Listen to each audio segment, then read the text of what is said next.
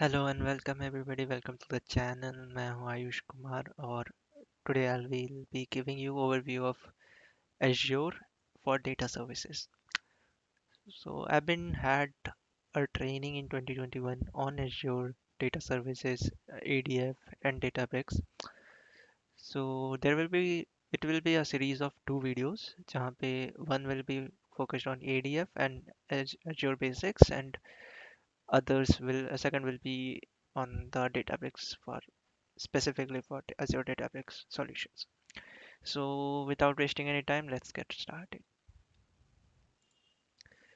So first, what are the data solution that we need? First, like I believe that for solving any problem, you need to know what you need to solve first. So what can we use for what Azure can be used for? So as we all knew or heard or seen somewhere that every industry tech is focusing on harnessing data for their business.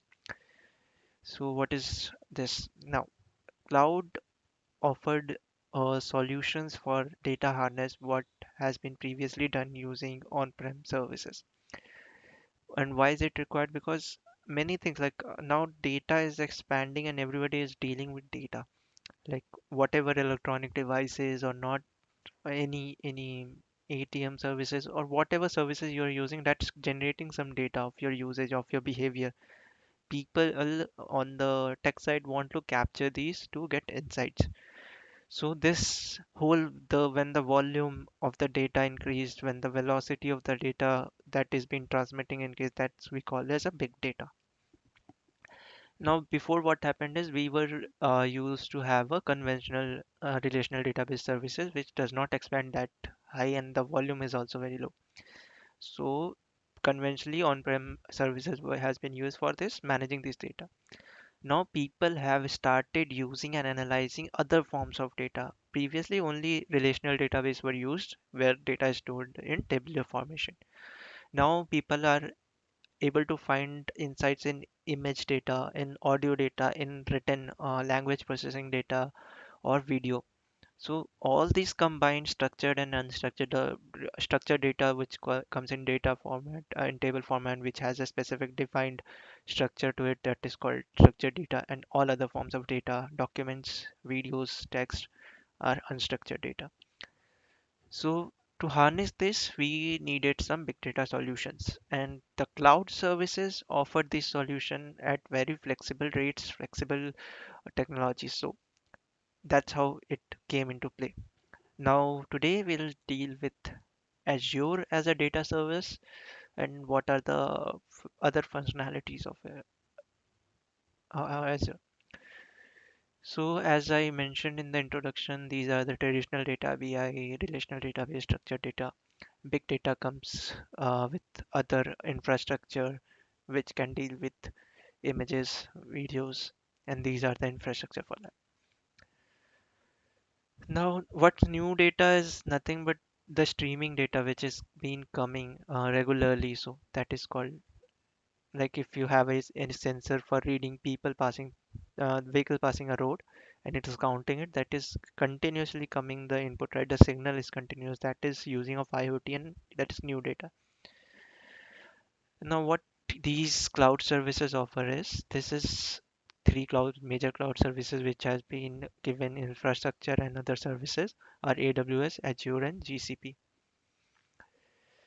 AWS, as you know, is come from Amazon. Azure is Microsoft Cloud Service. GCP is Google's cloud service. These are some features why cloud. Why do you choose cloud services rather than getting your own service? So, as you know, this is pay as you go. You can pay only what for what hardware you're using. It's reliable, it's safe, it's scalable. You can, if your demand increase, you can scale it to higher servers.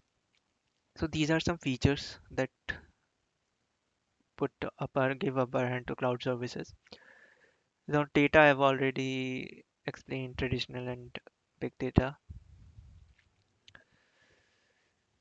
Now what is Azure gives a different solution. It gives a platform as a service, it gives a software as a service.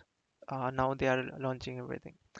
So what are compulsory options are subscription cost is $200 where you create a resource. I will explain what a resource group is. So see, Amazon offers infrastructure as a service where you can use host as it is as a host. You can host a SharePoint on AWS. Azure more of a offering a platform as a service. Salesforce and other software is a software as a services. These are the differences for understanding. Now, how does Azure operates? How do you create data services in Azure? So first thing, the topmost, if you go by hierarchy, you need to create a resource group in a Azure services. What these resource group do is they just umbrella out all your services that you're using. Either you are using storage services, data warehouse, or ETL services, whatever. So it will cover all of this. It will be an umbrella on which the cost has been mounted. For example, if you create a resource group and you given some $400 of subscription, you bought some $400 of charge on that resource group. Now, whatever service you're opting, if you were opting for ADF or data service or container, creating a container for storage, and see like that container cost $1 per day or $2 per day, you can assign it to one resource group, the $400 that you have paid. So all will be charged from this, all the services will be charged from this resource group. And when you stop this resource group, all these services will stop and you don't need like individually you have to stop all the services. So your cost will be saved there. You just switch, if you don't need the services, switch off the resource group. So that's how you create a resource group, which is a subscription model. Then in under that resource group, under that umbrella, you can create a storage account, you can contain a container, you can use a service of ADF, Databricks, whatever you want. Okay, so these are the containers in this picture, as you can see. Let me move it to reading view. Okay, where is it? Okay, yeah. So as you see, you create a resource group in account. Now container is something like a folder in your device, and then blob is the files that you are storing. Blobs are large objects, so you can copy any form of data, image, text file, whatever you want. Container is a folder, account will be uh, your resource group. Going next. Okay, so this is the first practical, which is basics of ADF, Azure Data Factory.